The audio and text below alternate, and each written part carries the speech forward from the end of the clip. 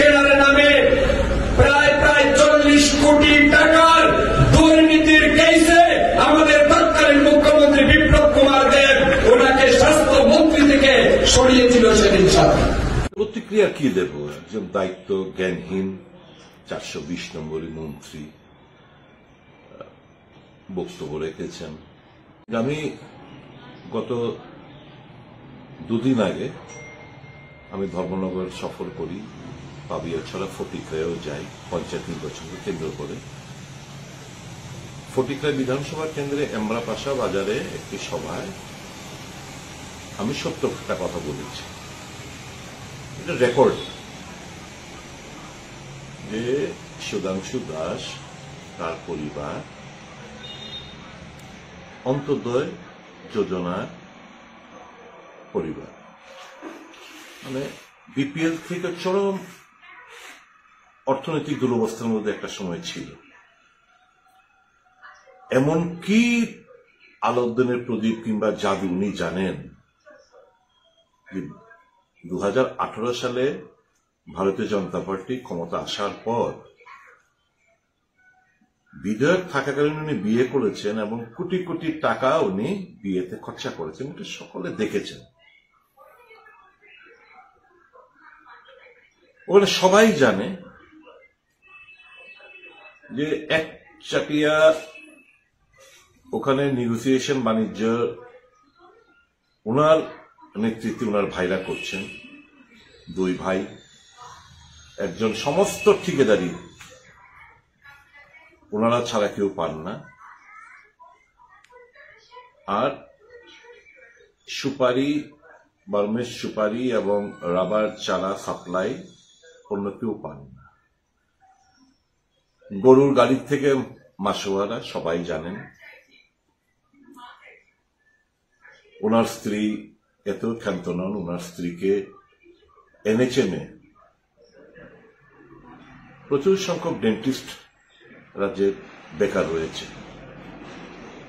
এনএচএমই প্রথমবার কোন লিখিত পরীক্ষা ছাড়া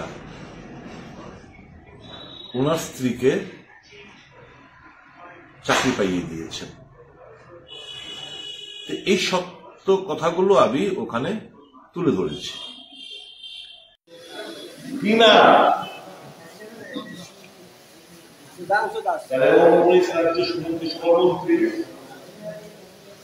আজ থেকে 7 বছর আগে 8 বছরের অবস্থা ছিল, ওনার মা অন্তত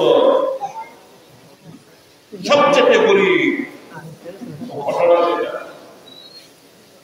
আজকের দিনে কি হিসাব নাই কত কোটি টাকা ব্যবহার, বিয়েতে 7 কোটি টাকা খরচা আছে, একটা বিয়ে করছে 7 কোটি টাকা খরচা আছে, কামানের শেষ। এখন বিজেপি করে যদি পঞ্চায়েতের প্রধান, মন্ত্রী, বিধায়ক, জেলা পরিষদ, পঞ্চায়েত সমিতি এরা আমাদের চলবো, এরা বড় লোক হলে আমরা খুশি। সুধাংশু বড় লোক হয়েছে, কাজে বাঁচাবো। যদি মনে করেন প্রধান বড় লোক হলে আমি বড় লোক হয়ে গেছি মনে মনে ভাবো, সেটা বিজেপি করবে। আর যদি মনে করেন যে না, আমার গ্রাম, আমাদের গ্রামে আরো জনসাধারণের সমস্ত ধরনের উন্নয়ন পরিষেবা আমরা চাই, গরিব মানুষের অর্থনৈতিক দুনিয়ার শক্তিশালী হোক আমরা চাই। আমি বিপদ রাস্তা নাই, আমাদের ভারতীয় জাতীয় দলের আন্তরিক চিহ্ন ছাড়া। এবং সারা দেশের মানুষ বর্তমানে আস্তে আস্তে দেখবেন, তার আসল চেহারাটা কি করতো, হিন্দু হিন্দু হিন্দু, মানে মুসলমান হিন্দু লোকের নয়, পাহাড়ি ও বাঙালি লোকের নয়, এই বিভাজনের রাজনীতি। এটা কাউন্টার দিতে গিয়ে উনি বলেছেন যে আমি যখন স্বাস্থ্যমন্ত্রী হিসেবে কাজ করেছিলাম আমি নাকি প্রায় 40 কোটির দুর্নীতি সঙ্গে আমি জড়িয়ে পড়েছি এবং সেই কারণে বিপ্লব দেব আমাকে মন্ত্রিসভা থেকে বের করে দিচ্ছে। আমাকে তো বের করেছে 31 মে, আজকে প্রায় 5 বছর বেশি সময় হয়ে গেল। তো 5 বছর পর হঠাৎ করে এই অভিযোগটা কেন? সত্যটাকে আড়াল করার জন্য? একজন মন্ত্রীর কাছ থেকে উনি অভিযোগ করেছেন, উনি বলতেন যে এত তারিখ অমুক দরপত্রে অমুক এই 9-6 একটা স্পেসিফিক অভিযোগ করতেন, আমার কোনো বলার ছিল না। একটা ফিকটিশিয়াস একটা অভিযোগ, যার কোনো তার ভিত্তি নেই, উনি অভিযোগটা করলেন। ওনার ব্যাপারে যে সত্য কথাগুলো বলেছে সেগুলো আড়াল করার জন্য, দৃষ্টির মানুষের অন্যত্র ঘুরিয়ে দেওয়ার জন্য। আমার অভিযোগ কেন করবে? একদম এরা ক্ষমতায়, সমস্ত agency, ED, CBI, income tax, police, vigilance, সমস্ত কিছু এদের হাতে। অভিযোগ না করে আমি জিজ্ঞেস করতে পারি না কেন আমার বিরুদ্ধে আইনানুগ ব্যবস্থা, কেস রেজিস্ট্রি হলো না? এই অভিযোগের মানে কি? একটা মন্ত্রিসভার মন্ত্রী তো উনি অভিযোগ করলে এটার একটা ভিত্তি থাকতে হবে। এই সমস্ত ভিত্তিহীন অভিযোগ করে নিজেকে আরো 420 হিসেবে, হালকা মন্ত্রী হিসেবে, দায়িত্ব জ্ঞানহীন মন্ত্রী হিসেবে উনি নিজেকে তুলে ধরেছে। আসল কথা হচ্ছে লুটে ফুটে খাচ্ছেন ওনারা। আমাদের বুকের পাটার জোর আছে বলেই তো আমরা বিজেপি ছেড়ে দিয়ে বেরিয়ে এসেছি এই দুর্নীতির এই নগ্ন চিত্র দেখে।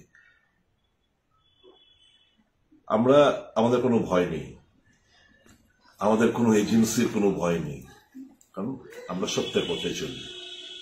রাজনীতিটা করি ক্ষমতা ভোগ, এদের মতো ক্ষমতা ভোগ, আর অর্থ আদায়ের জন্য না। এরা তো এই জন্য মন্ত্রিসভা কিছু করতে পারবে না। যারা টাকা অন্যায়ভাবে রোজগার করছে, এরা মোদী সাহেব কিংবা অমিত শাহ সাহেব কিংবা ভারতীয় জনতা পার্টির প্রতি একটু টু শব্দ করতে পারবে না। আমরা আমাদের স্লেট ক্লিয়ার রেখে রাজনীতিটা করি, কারণ আমরা রাজনীতিটা করি এই ক্ষমতায় এবং অর্থের জন্য না। মানুষ না খেয়ে মারা যাচ্ছে, তার এলাকার অবস্থা করুন, কাজ নেই, খাদ্য নেই, এই সমস্ত ব্যাপার নিয়ে করে শুধু নিজের ধান্দা। বেকারত্বে ফুসছে, ঠিক আছে ঠিকাদার সবাই মিলেমিশে করুক না, সবাই অপকৃত রোজগার করুক না, এই ধ্যান ধারণা সম্পূর্ণভাবে রাজ্যে শুধু একা সুধাংশু কেন, সারা রাজ্য জুড়ে একই চিত্র। এই চিত্রগুলো যখন আমি উত্থাপন করেছি, স্বাভাবিক গায়ে লেগেছে এবং মিথ্যা এই সমস্ত অভিযোগ করতে শুরু করেছেন। আমার বিশ্বাস, আমি জানি না ওনার যে রাজনৈতিক গুরু বিপ্লব কুমার দেব, সেও তো এই অভিযোগটুকু করল না, যিনি তখন মুখ্যমন্ত্রী ছিলেন। সে তো আমার সবচেয়ে বড় ক্রিটিক, সবচেয়ে বড় রাজনৈতিক শত্রু বটে, তো উনি তো করলেন না। উনি করেছেন, ওনার সব প্রুফ লাইভ উইথ হিম।